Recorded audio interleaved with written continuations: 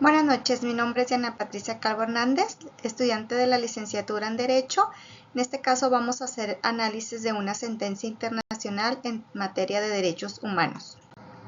Esta sentencia es de fecha 7 de noviembre de 2022, del caso Jorge Marcial Sompaxte Tecpile y otros versus México.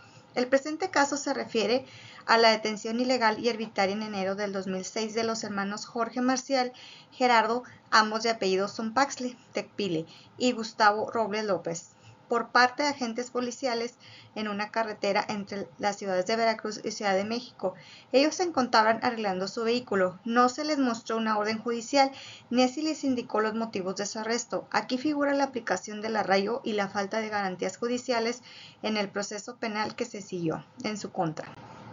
La parte de la defensa indicó que las presuntas víctimas permanecieron incomunicadas durante casi 8 horas hasta que fueron presentadas ante el Ministerio Público, quien ordenó la detención provisional de dichas personas.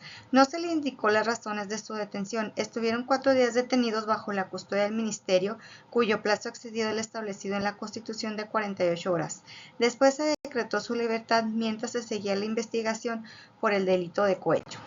Las presuntas víctimas, antes de salir del edificio donde se encontraban detenidos, el Ministerio Público los arrestó nuevamente por el delito de la violación a la Ley Federal contra la Delincuencia Organizada en la modalidad de terrorismo.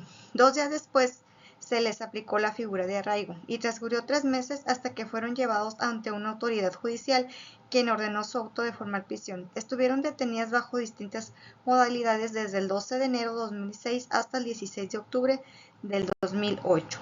La parte de la defensa alegó que se vulneró el derecho de defensa de las presuntas víctimas, puesto que permanecieron durante una semana sin defensa técnica, se les impidió el acceso a la defensa por el delito de terrorismo, se le fabricaron pruebas. La sentencia se basó en una nota periodística sin que se hayan verificado los hechos. La Corte Interamericana de Derechos Humanos concluyó que el Estado mexicano es internacionalmente responsable por la violación al número 1, derecho a la libertad personal, reconocida en el artículo 7 de la Convención Americana a través de 3 acciones: el arresto, la detención arbitraria, la aplicación de la figura del arraigo y la aplicación de la figura de la prisión preventiva oficiosa. 2. Derecho a la vida privada, reconocido en el artículo 11.2 de la CEA, que indica que nadie puede ser objeto de injerencias arbitrarias o abusivas en su vida privada. En este caso, la policía llevó a cabo una revisión a sus pertenencias personales y del vehículo. 3. Derecho a la integridad personal, señalando que el artículo 5 de la CEA, que cita que toda persona tiene derecho a que se respete su integridad física, psíquica y moral. Toda persona privada de libertad será tratada con el respeto debido a la dignidad humana. En este caso, las víctimas estaban incomunicadas durante días y fueron amenazadas. 4. Garantías individuales. El artículo 8.2 de la CEA contiene una serie de garantías procesales fundamentales para la protección de la dignidad humana. En este caso, las víctimas no contaron con defensa técnica adecuada. 5. Protección judicial. El artículo 25.1 de la CEA dispone que toda persona tiene derecho a un recurso sencillo y rápido ante los jueces o tribunales que la ampare contra actos que violen sus derechos reconocidos en la Constitución. Un control de convencionalidad entre normas internas y la CEA le compete a todos los órganos del Estado, incluyendo sus jueces y demás órganos vinculados a la administración de justicia en todos los niveles.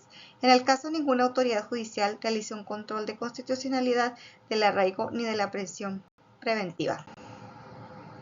La Comisión solicitó a la Corte Interamericana que se restablezcan las siguientes medidas de reparación del daño a las víctimas. 1. Reparar integralmente a través de medidas de compensación pecuniaria y de satisfacción, que incluyan el resarcimiento del daño material e inmaterial ocasionado como consecuencia de las violaciones. 2.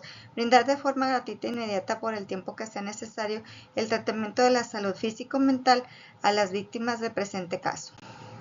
Adecuar el ordenamiento jurídico interno, incluyendo las normas constitucionales y legales que mantengan la figura del arraigo a fin de eliminar definitivamente dicha figura. Mientras ello ocurre, asegurar que los operadores jurídicos llamados a aplicar la figura del arraigo no inapliquen mediante un debido control de convencionalidad a la luz de los estándares establecidos en el informe.